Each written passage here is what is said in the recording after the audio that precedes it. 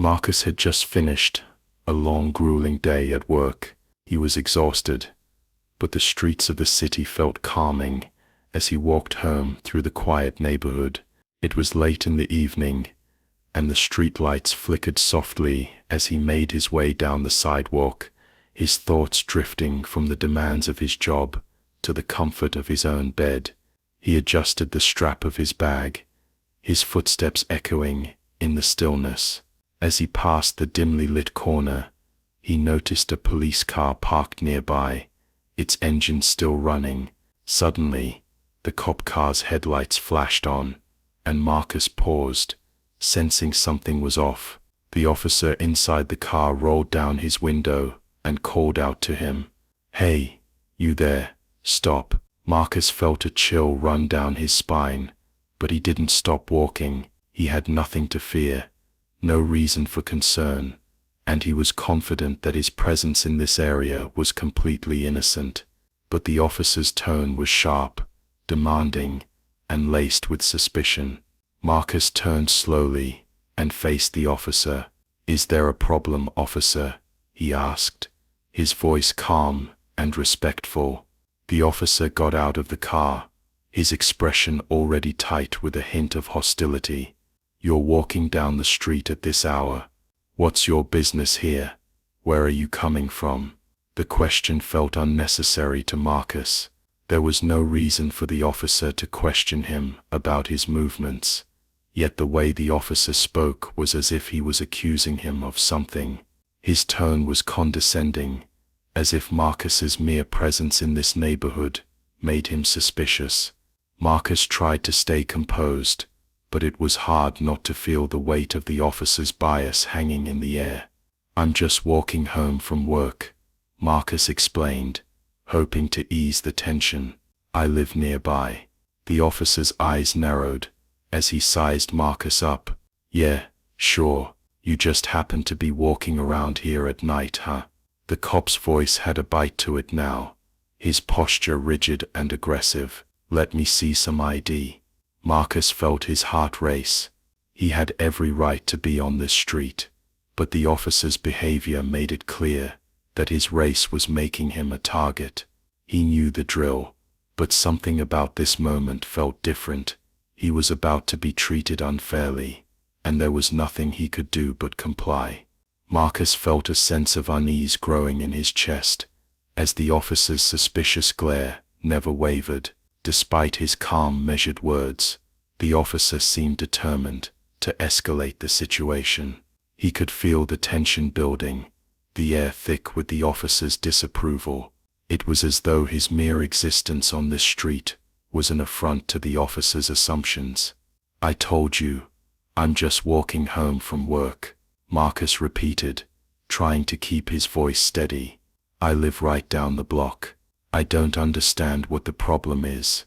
The officer didn't respond to Marcus's explanation. Instead, he took a step closer, his eyes scanning Marcus from head to toe, as if searching for something to accuse him of. "You're in the wrong neighborhood, at the wrong time," the officer muttered, almost to himself, before snapping his gaze back to Marcus. "I think you've been up to something."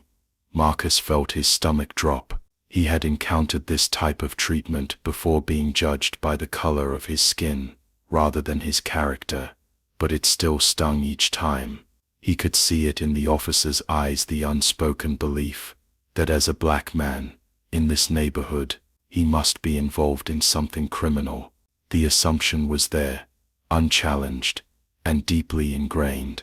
"I'm not up to anything, officer," Marcus insisted, his patience beginning to thin. "I'm just trying to get home." The officer didn't listen. Instead, he reached for his radio, speaking into it with a tone of authority that carried an undeniable edge. "I'm going to need backup. Got a suspicious individual here. Looks like he's hiding something." Marcus was stunned. What was he hiding? He was a man, just walking home. Yet the officer had already decided that he was guilty. The officer's eyes remained locked on Marcus, and without any further warning, he pulled out his handcuffs. "You're under arrest," the officer said, his voice cold and final. Marcus's mind raced. He knew he hadn't done anything wrong, yet there was nothing he could do. The officer had already made up his mind. As the cold metal of the handcuffs clicked around his wrists, Marcus realized that his only option now was to comply. His heart pounded, the injustice of the situation weighing heavily on him. Despite being innocent, he had no choice but to endure this treatment, knowing that the truth would eventually come to light, but not without a cost. Once Marcus was escorted to the police station, the atmosphere was far from comforting. The clank of the heavy metal doors behind him echoed as he was led into a holding area. Despite the cold metal cuffs still securing his wrists, he managed to stay composed, refusing to let the injustice of the situation break his resolve. He knew that eventually, the truth would come out, and this moment, however humiliating, would soon be behind him. As the officer who had arrested him led him to a holding cell, Marcus could feel the weight of the cop's disdain. The officer's sneer was evident, as though he had already convicted Marcus in his mind. There was no attempt to hide the officer's contempt, and it only made Marcus more determined to keep his calm. He had dealt with people who harbored biases like this before, but it didn't make it any easier to endure. He couldn't afford to show anger or frustration. It would only feed into the officer's assumptions about him. The officer left him in the holding area. Without saying another word, Marcus was left to sit on a cold bench, his mind racing. He had done nothing wrong, but here he was, sitting in a cell, being treated like a criminal. The fact that the officer had ignored all signs of his innocence and escalated the situation based solely on his race weighed heavily on him. However, Marcus knew who he was. He wasn't just some random man off the street. He was an FBI agent, working undercover on a sensitive operation. His mission was critical, and this small personal setback only added fuel to his desire to expose the systemic flaws that allowed individuals like the officer to abuse their power without consequences. While Marcus sat there, maintaining his outward composure, his thoughts turned inward. He had trained for situations like this. He had been through worse. His entire career had been built on staying calm under pressure, and now more than ever, that training would serve him well. As the minutes dragged on, the officer who had arrested him returned, his eyes still filled with suspicion. The officer's tone was dismissive as he interrogated Marcus, asking questions that Marcus had already answered a dozen times. But Marcus remained quiet, knowing that every moment the officer spent questioning him only brought them closer to the truth. What the officer didn't know was that Marcus's identity was not that of an average man. He was a highly trained FBI agent on a covert mission, one that was far more important than the officer could ever imagine. As Marcus sat in the cold holding area, the minutes felt like hours. His eyes stayed focused ahead, his posture straight, his mind steady. He knew the officer would eventually realize his mistake, but he also understood that it would take time. Meanwhile, the officer who had arrested him was busy with his paperwork, still convinced that he had arrested a criminal. After what felt like an eternity, the officer returned, this time with a more authoritative air about him. He had his radio in hand and began to dial in for a deeper investigation into Marcus's background. The officer was convinced that Marcus was hiding something, maybe even a false identity. His assumptions, steeped in racial prejudice, clouded his judgment. He began running Marcus's name through the department's database, expecting to uncover a criminal record or something to justify his actions. But as the search continued, the officer's confidence began to falter. His screen flickered with information he hadn't expected: Marcus's real identity. The officer's eyes widened as he read through the details of Marcus's career, stunned by what he was seeing. Marcus wasn't just any ordinary man walking home from work.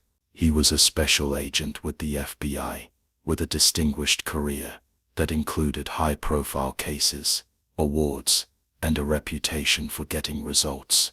The officer's fingers hesitated over the keyboard as he scrolled through the files. He had no idea that the person he had just arrested was one of the most respected law enforcement professionals in the country.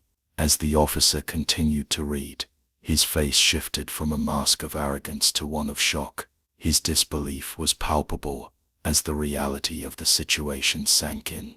The man he had treated with suspicion and hostility, assuming him to be a criminal, was a highly trained FBI agent. The officer's entire perception of Marcus changed in an instant, and his previously unshakable confidence began to crumble. Marcus, however, didn't react. He remained calm, knowing that the officer's realization didn't change the fact that he had already been unjustly treated. He had been detained, humiliated, and treated like a criminal based on nothing more than his appearance. It was a cruel reminder of the systemic issues that ran deep within the police force. But Marcus also knew that this moment would serve as an opportunity for change, whether the officer wanted to admit it or not. The officer finally put down the radio and approached Marcus with a shift in his demeanor. His voice, once harsh and commanding, was now quieter, tinged with uncertainty. You're an FBI agent?" he asked, his words stumbling over each other. Marcus met his gaze, his expression unreadable. "Yes, I am." The officer didn't know how to respond. The situation he had found himself in was nothing like what he had imagined when he first stopped Marcus. Now, all he could do was process the reality of his own mistakes. As the weight of the situation continued to settle in, Marcus remained seated in the holding area, his eyes fixed on the officer who had arrested him. The tension in the room was palpable, thick with unspoken words. The officer, now realizing the gravity of his mistake, shifted nervously from one foot to the other. He had treated Marcus like a common criminal, assuming that his race made him guilty, and now, faced with the truth, he was unsure how to proceed. The door to the holding room suddenly opened, and a higher-ranking officer entered, followed by another officer. The new arrivals carried an air of authority that immediately commanded attention. It was clear that the officer in charge was there to address the situation that had already spiraled out of control. The moment the officer walked in, he focused on the cop who had made the arrest. "What's going on here?" the senior officer demanded, his voice firm but not hostile. His eyes moved quickly between Marcus and the officer who had detained him, sensing immediately that something was off. The cop who had arrested Marcus stammered for a moment, his earlier arrogance replaced by a nervousness that was hard to mask. "I thought he was suspicious, sir. He was walking late at night, alone. I asked him to stop, but he seemed evasive. So I thought he was involved in something." The senior officer's brow furrowed. "You thought he was suspicious because he was walking late at night?" The cop fumbled for words. "Yes, sir. He was out of place. It seemed like he might be hiding something. I didn't know he was." The senior officer interrupted him with a sharp tone. "Did you even check his ID first? Did you ask any other questions before you decided to arrest him? Or did you just assume he was guilty because of the color of his skin?" The officer's face flushed with a mix of shame and defensiveness. He avoided eye contact with Marcus as he tried to justify his actions. "I wasn't thinking clearly, sir.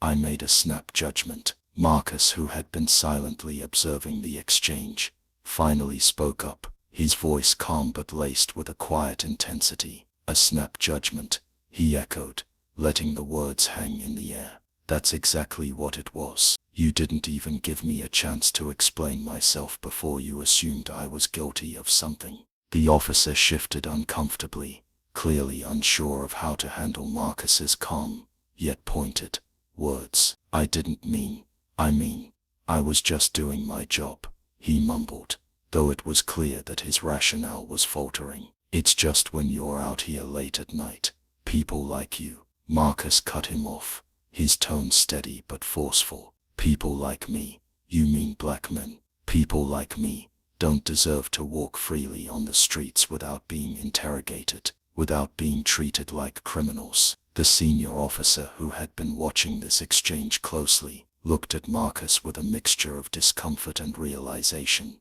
It was evident that the cop had no real defense for his actions, and the weight of his mistake was beginning to settle on him. His previously proud stance began to shrink under the realization of just how wrong he had been. The senior officer turned to Marcus and gave him a brief, respectful nod. "We're going to get this sorted out. You should never have been detained like this." Marcus nodded, but his eyes never left the officer who had arrested him. "I appreciate that, but it's not enough. It's not enough to just admit I shouldn't have been detained. You need to understand that the problem is bigger than this one mistake." The officer looked down at his feet, clearly uncomfortable with the confrontation. He mumbled a few words of apology, but they felt hollow, as if he was more apologizing because he had been caught than because he truly understood the hurt he had caused. "I'm sorry," the cop said, barely making eye contact. "I didn't mean for this to happen.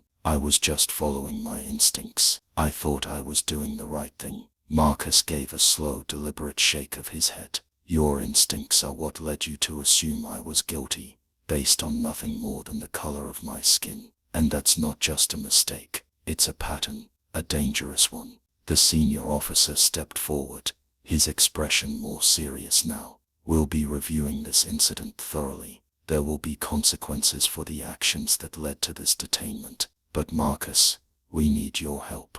We need you to keep raising your voice, to make sure these issues are addressed properly." Marcus nodded again, though he didn't feel fully satisfied. It wasn't just about the apology, it was about accountability. It was about the realization that this wasn't an isolated incident, and that too many people were unjustly treated because of deep-rooted biases. The officer had apologized, but Marcus knew that true change would require more than a few words. It would take consistent effort, and a willingness to confront the prejudices that still plagued systems of authority. "I'll do what I can," Marcus said, his voice quieter now. "But the real question is whether or not you're ready to change." In the aftermath of the incident, Marcus was cleared of any wrongdoing. The police department quickly recognized the errors made in his detainment, and after a thorough investigation, it became clear that the officer had acted on racial bias. Marcus was free to go, his record untouched, but the experience left a lasting impression on him. The officer who had arrested him, on the other hand, found himself facing serious consequences. His actions were not just a breach of protocol, they were a reflection of a much deeper systemic issue of racial prejudice within law enforcement. The department decided to suspend him pending a full internal review, and the officer's future with the force became uncertain. It was a humbling experience for him, one that forced him to confront the very biases he had acted upon. For Marcus, the fallout from the incident wasn't as straightforward. He had been unjustly treated, humiliated, and detained for no reason other than the color of his skin. The emotional toll was significant, but Marcus was no stranger to this type of injustice. He had faced similar situations before, though this one had been more severe. What made it even harder to accept was the realization that the officer's actions weren't isolated. They were part of a much larger issue that affected countless others, especially black men in America. As he walked out of the station that night, Marcus reflected on the situation. He thought about how often people like him were treated with suspicion and hostility, simply because of their appearance. He thought about the many times his own identity had been questioned, as though the color of his skin somehow made him less human or deserving of dignity. It was exhausting, but it was also a reality he had learned to navigate. Despite the apology from the officer, Marcus knew that the conversation about racial bias in law enforcement couldn't stop here. The officer had apologized, but that wasn't enough. The real work had to come from a willingness to confront the ingrained prejudices that guided many officers' actions. It was about training, awareness, and accountability. As Marcus drove home that night, the weight of the day's events continued to linger in his mind. He had been through worse, but each time, it didn't make the pain any easier. He had become accustomed to fighting back, to standing firm in the face of injustice, but he also understood the broader fight that lay ahead. It wasn't just about one officer, one moment. It was about an entire system that needed to change. The officer too was left to reconsider his assumptions. The shock of learning Marcus's true identity had shaken him to his core. He had assumed that he could treat Marcus like a criminal, and when the truth came to light, he was forced to confront his own racism and the implications of his actions. The realization was uncomfortable, but it was a necessary part of his own growth. Whether he would truly change, however, remained to be seen. For Marcus, the incident was another painful reminder of the deep-seated issues that still plagued society. But it was also a reminder of the power of standing firm in the face of injustice. Though the journey was long and often painful, he knew that every voice, every action, every stand against injustice was a step toward a better future.